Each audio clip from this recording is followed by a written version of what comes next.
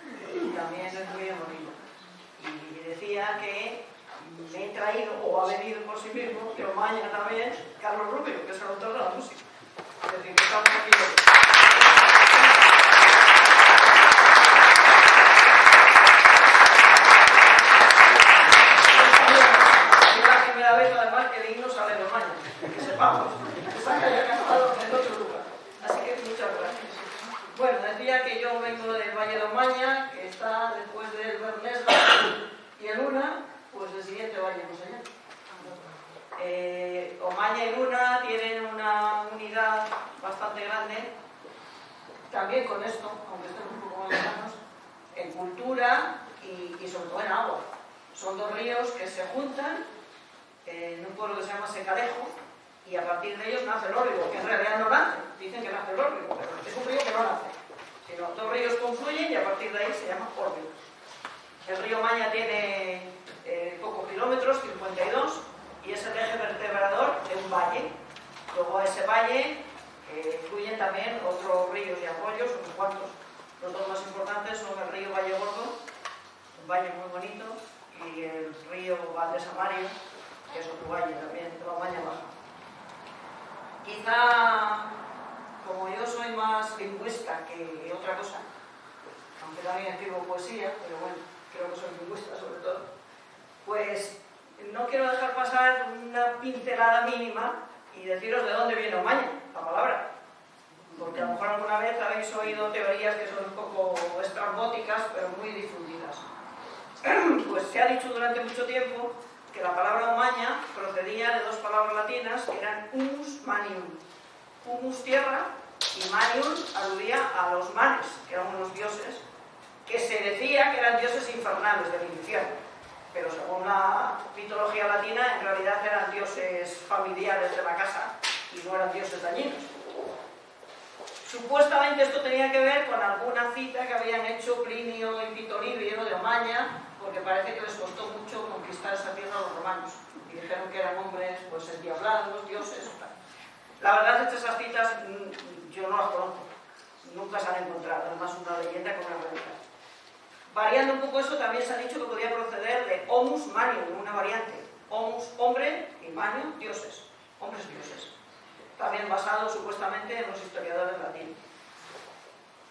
La verdad es que la gente que está aquí y sepa un poco de latín verá que eso además no tiene lógica, porque homus no existe en latín, como hombre, sería homo hominis. Pues esa forma latina no existe.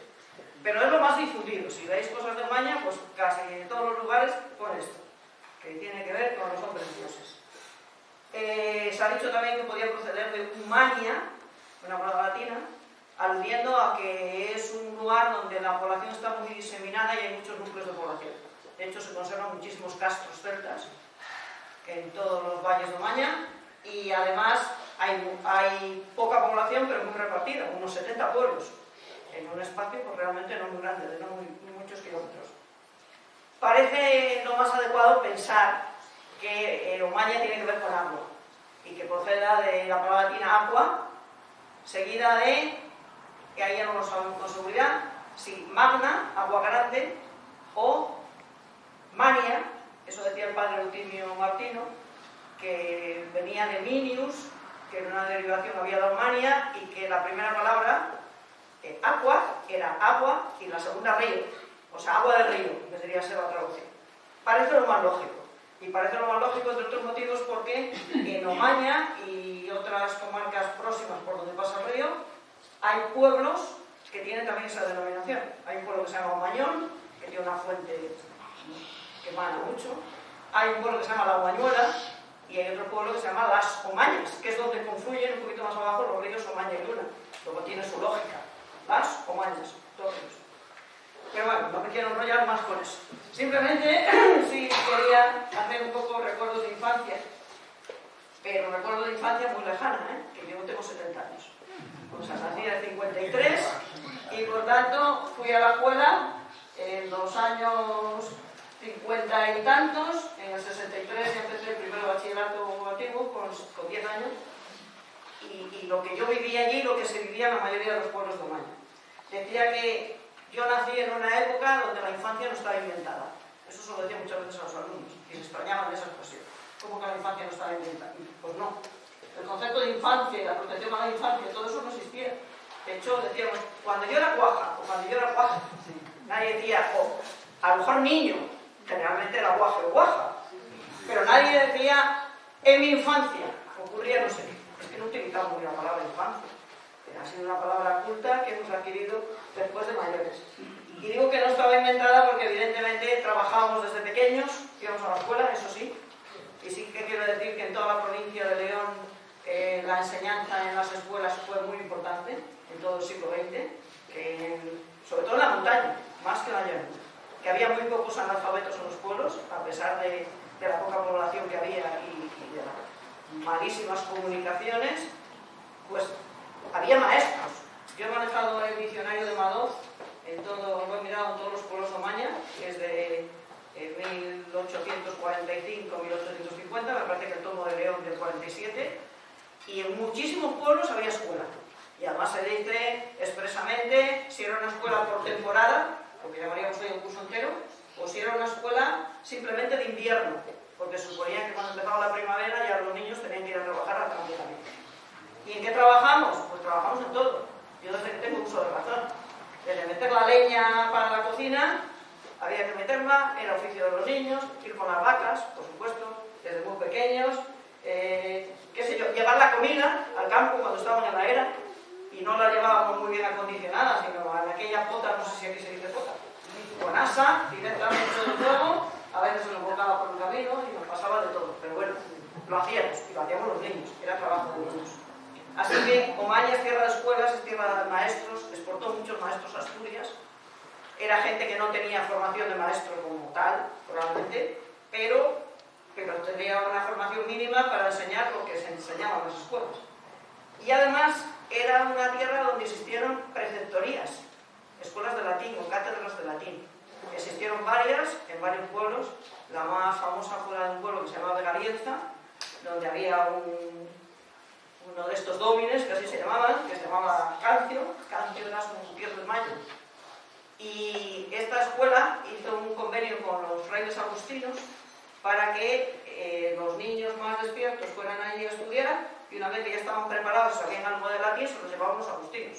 Esa es la razón por la que es una comarca que tiene muchísimos agustinos y muchos agustinos intelectuales muy importantes. Uno de ellos escribió, entre otros muchos méritos, porque fue profesor de varias universidades de Estados Unidos, precisamente Carlos Rubio, el autor de la música, es sobrino, nieto de David Rubio de la Calzada, un intelectual de tierra muy notable, que escribió una novela picaresca, porque los omañeses tenemos una novela picaresca, que se llama Peralvillo de Omaña. Y en esa novela picaresca aparece un dómine. Ese dómine que aparece en la novela picaresca, que se llama Don Pánfilo, parece que está inspirado en ese dómine real a cuya escuela asistió él cuando era un niño. Dice David Rubio de ese dómine que era el Nerón de los dómines, así que se quedaba corto aquel de Quevedo del Buscón, ¿no? Y ahí va, decía, chicos sobre todo. Pero los niños comunes, la mayoría, íbamos a la escuela de nuestro pueblo. ¿Qué estudiábamos? pues lo que se llamaban las 4 reglas, leíamos, escribíamos, las famosas 4 reglas y poquito más.